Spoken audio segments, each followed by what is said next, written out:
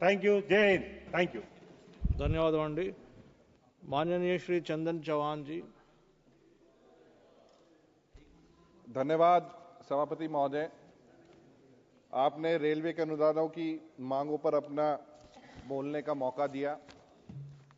मैं सबसे पहले आदरणीय रेल मंत्री जी का धन्यवाद करना चाहूंगा और उनका ध्यान भी आकर्षित करना चाहूंगा।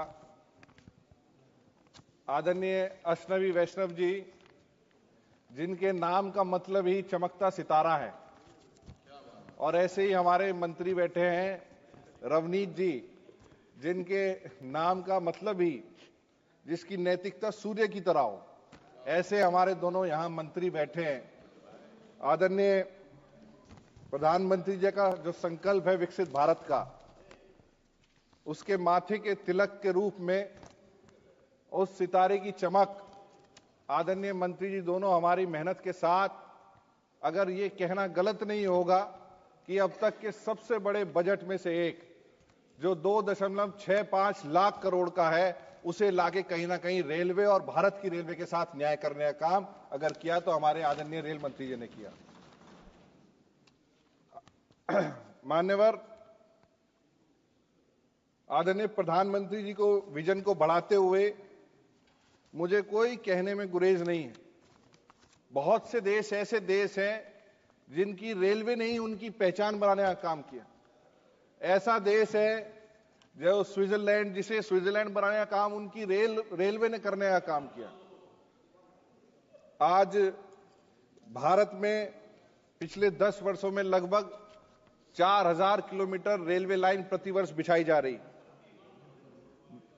सुरक्षा को देखते हुए यात्रियों की कहीं ना कहीं बिना फाटक वाली सभी रेलवे क्रॉसिंग समाप्त ही कर दी गई है। यात्रियों की सुरक्षा की प्रति प्रतिबद्धता को देखते हुए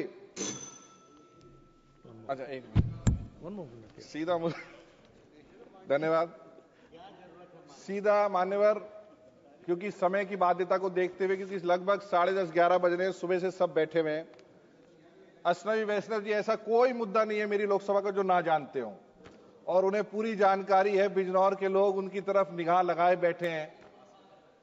जो हमारी दौराला से हस्तिनापुर में आपके माध्यम से आदरणीय मंत्री जी को अवगत कराना चाहूंगा कि जो दौराला से हस्तिनापुर बिजनौर विदुर कुटीर को जोड़ने की हमारी रेलवे लाइन की पुरानी मांग है, जो मेरे स्वर्गीय पिताजी संजय चौहान जी के समय से जारी है, उसके लिए भी लगातार टकटकी लगाए वहां के लोग बैठे हैं।